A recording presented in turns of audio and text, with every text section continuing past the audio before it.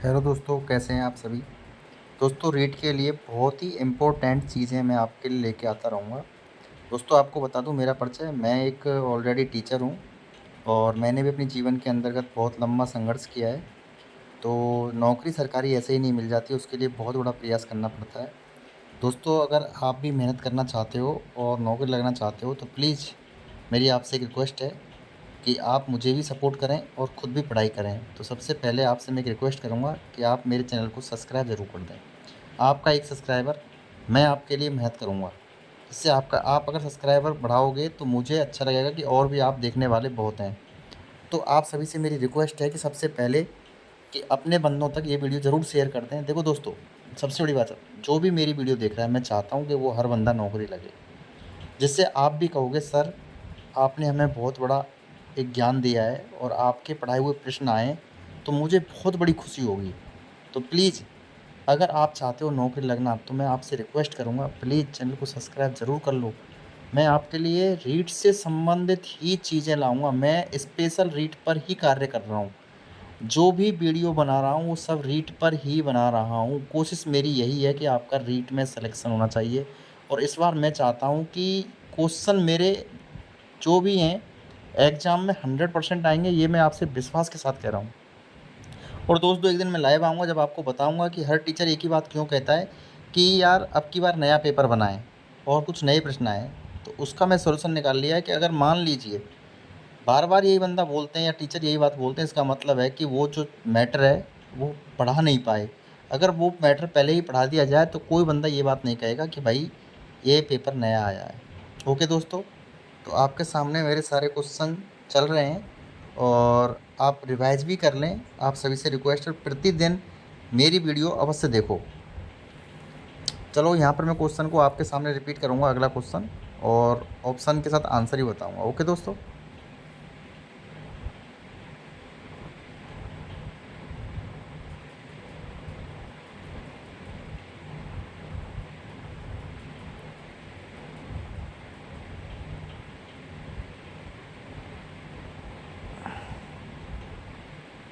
दोस्तों, अगला क्वेश्चन लेते हैं हम आपके सामने।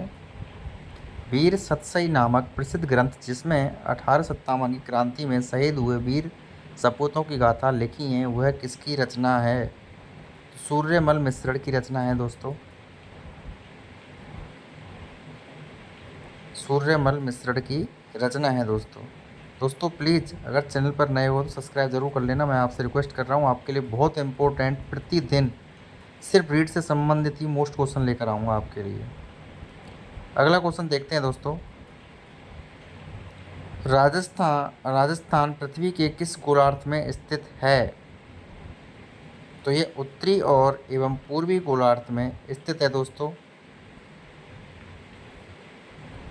अगला क्वेश्चन देखते हैं। राजस्थान के किस अभ्यारण्य में बियर रेस्क्यू सेंटर स्थित है दोस्तों? तो नाहरगढ़ अभ्यारण्य। सबको पता है ना नाहरगढ़ कहाँ है दोस्तों? कमेंट में बताना कि नाहरगढ़ कहाँ पर है, जो भी मेरी वीडियो देख रहा है। दोस्तों, पहली बात रिक्वेस्ट करूँगा कि अगर आप नए हो तो चैनल को ज़रूर सब्सक्राइब कर लेना दोस्तों। मैं रीट के लिए रीट से रीट तक सारे सिलेबस की वीडियो लेके आ जाऊँगा और एक एक मोस्ट क्वेश्चन लेके आऊँगा, कि मुझे पता है कि टीचर बनना इतना आसान नहीं है, बहुत मेहनत लगती है टीचर बनने में दोस्तों। राजस्थान के किस शासक ने द्वितीय गोलमेज सम्मेलन में भाग लिया था? तो महाराजा गंगा सिंह। राजस्थान सरकार द्वारा पहली बार सौर ऊर्जा नीति घोषित की गई, इसको मोस्ट लगा लो दोस्तों, वर्ष 2011 में। मोस्ट लगा लेना इसको, वो वेरी वेरी इंपॉर्टेंट रहेगा आपके लिए ये। चलो, अगला क्वेश्चन देखते हैं दोस्तों। राजस्थान सरकार द्वारा पहली बार राजस्थान के किस जिले में 70 डिग्री पूर्वी देशांतर रेखा गुजरती है? तो ये जैसलमेर से गुजरती है दोस्तों। फिर रिक्वेस्ट करूँगा कि मैं फिर भी बार बार कह रहा हूँ, आपके लिए इम्पोर्टेंट ही क्वेश्चन लेके आऊँगा। जामोजी से प्रभावित होकर किस शासक ने भारत में पहली बार गौ हत्या पर प्रतिबंध लगाया? ये बहुत ही अच्छा काम किया था, जो कि सिकंदर लोदी ने किया था, आपको बता दूं। और ऐसा भी होना चाहिए। देखो, हर चीज़ के ऊपर मैं तो एक ही नहीं कह रहा हूँ कि ऐसी जो कुप्रथाएँ हैं उन पर रोक लगनी चाहिए और अच्छी अच्छी प्रथाओं पर आगे बढ़ावा दिया जाना चाहिए। दादू संप्रदाय में नागा नामक पंथ की स्थापना निम्न में से किसने की थी? तो ये सुंदर दास जी ने की थी दोस्तों, सुंदर दास जी ने की थी। दोस्तों हम अगला क्वेश्चन देखेंगे। राजस्थान के एकीकरण के सप्तम चरण में किन क्षेत्रों को सम्मिलित किया गया?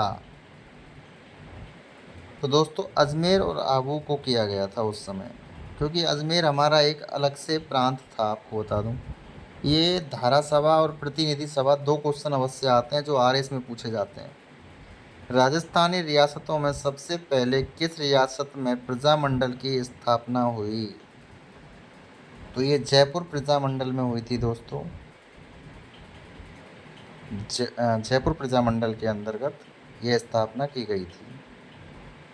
अगला क्वेश्चन देखेंगे हम। प्रसिद्ध त्योहार होली के लगभग 15 दिन बाद कौन सा त्योहार मनाया जाता है? तो आपको भी पता है, तो गणगौर मनाया जाता है।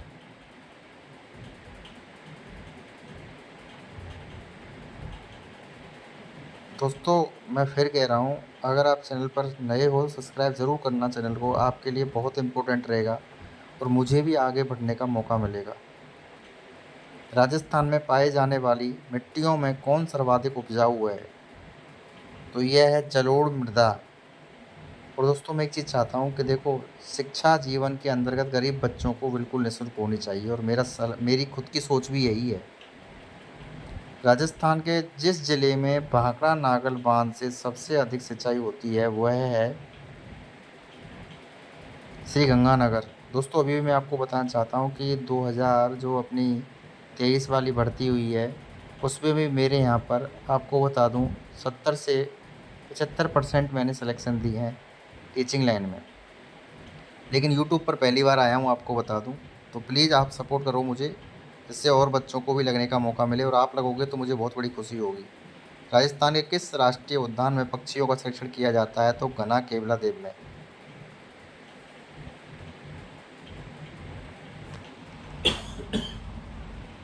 अगला क्वेश्चन होगा, राजस्थान को किस जल विद्युत परियोजना से सर्वाधिक विद्युत प्राप्त होती है? तो ये ब्यास से होती है दोस्तों।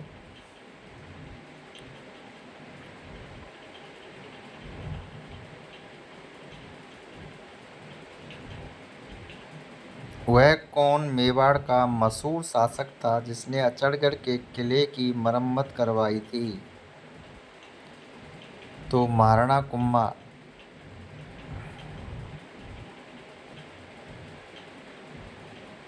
अगला क्वेश्चन देखते हैं दोस्तों।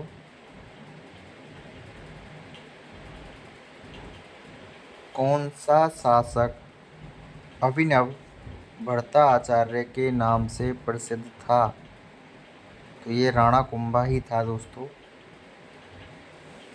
दोस्तों रीट के लिए कम से कम 12 घंटे की रनिंग अभी से निकालना शुरू कर दो, तभी आपका सिलेक्शन होगा। अगर आप इससे भी कम पढ़ाई कर रहे हो तो दोस्तों सिलेक्शन होना नामुमकिन है। किस चौहान शासक ने अजमेर को सबसे पहले अपनी राजधानी बनाया? तो अजय राज। और ये भी कहना चाहूँगा आपसे कि अगर आप थर्ड ग्रेड में उतर रहे हो लड़ने के लिए तो टाइम टेबल अपना फिक्स कर लो। अगर ये नहीं है तो कुछ भी नहीं है, और अपने सिलेबस के अनुसार पढ़ना शुरू करें। सिलेबस पहले अपना रख लें अपने पास। अलाउद्दीन खिलजी ने किस दुर्ग को विजित कर उसका नाम खैराबाद रखा? तो सिवाना। और जिन बच्चों की पढ़ाई नहीं हो पाती है प्लीज़ वो कमेंट करके मुझे बताएं कि सर मेरा पढ़ाई में मन नहीं लगता है, तो मैं उन्हें अलग से अपनी एक ट्रिक्स बताऊंगा कि उनको पढ़ना कैसे है और फिर वो कैसे पढ़ पाएंगे। अलाउद्दीन खिलजी ने किस दुर्ग को जीत कर उसका नाम खैराबाद रखा? तो सिवाना का दुर्ग लिख लिया ना दोस्तों। अगला देख लो, राजस्थान में 1857 क्रांति का पहला विद्रोह कहाँ हुआ? तो नसीराबाद छावनी में हुआ था। अगला क्वेश्चन देखिए दोस्तों। उस समय 6 सैनिक छावनियाँ थीं। ओके दोस्तों, अगला देखिए, राजस्थान दिवस कब मनाया जाता है? ये बहुत सरल क्वेश्चन है, इसको कोई हम कठिन क्वेश्चन नहीं कह सकते। 30 मार्च को मनाया जाता है। अगला देखिए दोस्तों, अगला क्वेश्चन हम देखते हैं।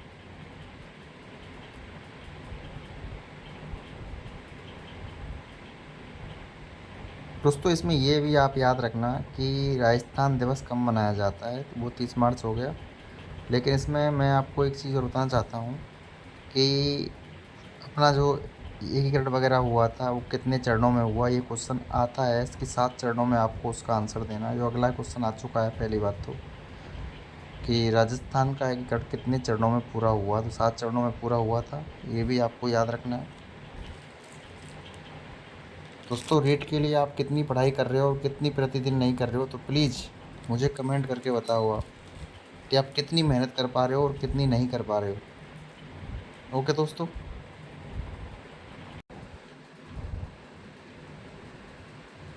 अगला क्वेश्चन देखेंगे दोस्तों हम। दोस्तों देखो, मैं बहुत स्लो लेके चल रहा हूँ कि आपको माइंड में बिठाना, जल्दी जल्दी नहीं करना है। मैंने ये बता दिया राजस्थान का एकीकरण कितने चरणों में पूरा हुआ, तो 7 चरणों में ये पूरा हुआ था। ठीक है ना। अगला क्वेश्चन देखेंगे हम, आपको बता दूँ, और ये भी आपको रखना है कि कौन से चरण में हुआ था, सब चरण में कब हुआ था, 1956 में हुआ था। और ये भी याद रखना है कि ये अधिनियम क्या है 1956 का, तो एक औद्योगिक अधिनियम भी है, ध्यान रखना 1956, वो आपको याद रहेगा। मत्स्य संघ का राजस्थान में विलय कब किया गया, तो 1949 ईस्वी को किया गया।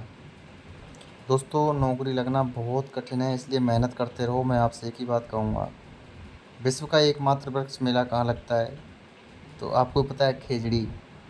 और ये कहाँ है आपको पता है, जोधपुर में। दोस्तों ये सबसे बड़ी बात है कि आप कितनी घंटे की रनिंग दे रहे हो, सिटिंग दे रहे हो बैठ करके।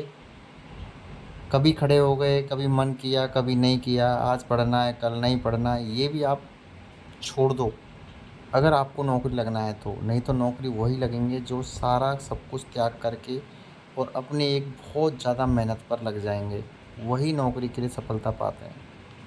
राजस्थान के किस मेले को आदिवासियों का कुंभ का मेला कहा जाता है, तो बेडेश्वर डूंगरपुर में है दोस्तों। ठीक है ना। खाटू श्याम जी का कहाँ है, सीकर में। बर्तरी का मेला कहाँ है, अलवर में है। ठीक है। गणेश जी कहाँ है, सवाई माधोपुर में है। तो ये चीज़ों को भी आपको याद होना ज़रूरी है। और अब बहुत डीपली पूछ रहा है और सरल नहीं पूछ रहा है।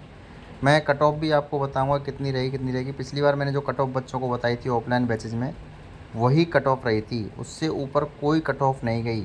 मैं आपको रिकॉर्ड के साथ कह रहा हूँ और प्रूफ के साथ कह रहा हूँ।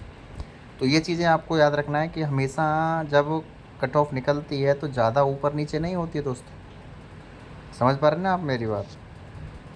अगला क्वेश्चन देखते हैं, राजस्थान के किस किले में विजय स्तंभ स्थित है, तो चित्तौड़गढ़ में स्थित है।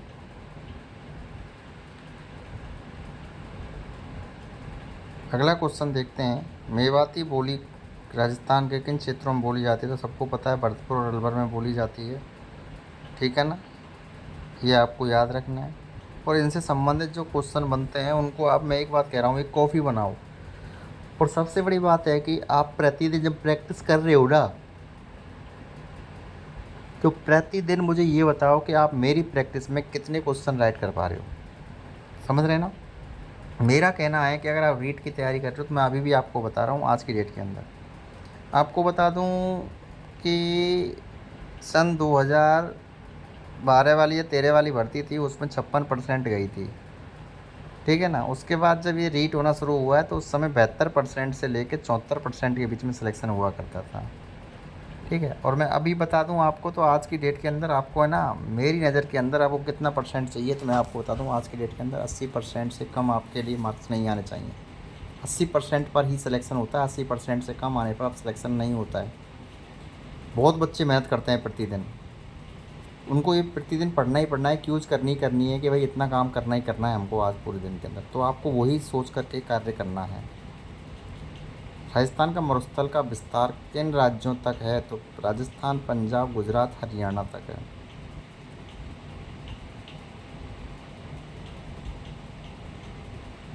किस नदी को वन की आशा कहा जाता है, तो ये तो बनास को है, सबको पता है। ठीक है ना। और ये भी याद रखना है आपको, चंबल नदी कहाँ कहाँ होकर बहती है, लूनी नदी कहाँ से बहती है, कहाँ तक जाती है, ठीक है ना। चौड़ी नदी कौन सी है और लंबी नदी कौन सी है, इन चीज़ों को आपको याद रखना होता है। 9 मंजिला बावड़ी कहाँ पर है तथा उसका निर्माता कौन है, तो नीमिनारायण में, और टोडरमल इसके क्या थे, निर्माता थे। दोस्तों मेहनत करो। फिर मैं एक बात ही कहूँगा, अगर आपको टीचर होना है तो सबसे बड़ी परिश्रम और सबसे बड़ी कठिनाई का सामना करना है। अगर आपको टीचर बनना है तो बहुत कुछ आपको मेहनत करनी पड़ेगी, कम मेहनत से काम नहीं चलेगा दोस्तों। मांगला भाग्य और ऐश्वर्या बाड़मेर के तेल क्षेत्र हैं। ये किसी समय पर सेकंड ग्रेड में पूछा गया क्वेश्चन था, जो कि 2008 में भी पूछा गया था ये क्वेश्चन। और एक ध्यान रखो, पिछली की जो पेपरों के क्वेश्चन होते हैं उनमें से हमेशा 2 4 5 क्वेश्चन तो आते ही आते हैं, तो उनको भी आपको पढ़ना चाहिए जिससे वो आपके राइट हो जाएं। राजस्थान के दक्षिण में होकर निकलने वाली रेखा कौन सी है, तो कर्क रेखा है दोस्तों। अगला क्वेश्चन देखते हैं। राजस्थान एकीकरण कार्य का श्रेय किस व्यक्ति को जाता है, तो इसका जो एकीकरण करवाया था वो सरदार वल्लभ भाई पटेल थे, क्योंकि सरदार वल्लभ भाई पटेल उस समय भारत के गृह मंत्री थे। तो जिन्होंने सिर्फ बारदौली की महिलाओं ने इनको ये उपाधि दी थी सरदार की। ये सेंट्रल का क्वेश्चन बनता है। सरदार की उपाधि किसने दी, तो बारदौली की महिलाओं ने दी थी। उस समय सत्याग्रह तो हुआ था बारदौली। अगला क्वेश्चन देखते हैं दोस्तों। राजस्थान के किस दुर्ग में सूफी संत हमीमुद्दीन की दरगाह स्थित है, तो गागरोन में, और गागरोन जहाँ कहाँ पर है, झालावाड़ में, और जूनागढ़ कहाँ पर है, बीकानेर में। तारागढ़ का किला कहाँ है, अजमेर में भी और बूंदी में भी है। मेहरानगढ़ का कहाँ है। तो इन चीज़ों को ऐसे याद करना चाहिए कि कौन सा कहाँ है कौन सा कहाँ नहीं है। मेहरानगढ़ जोधपुर में दोस्तों, याद रखना है ना। अगला क्वेश्चन देखते हैं। सिवाना दुर्ग किस जिले में स्थित है, सिवाना बाड़मेर में है। अगला क्वेश्चन देखते हैं दोस्तों।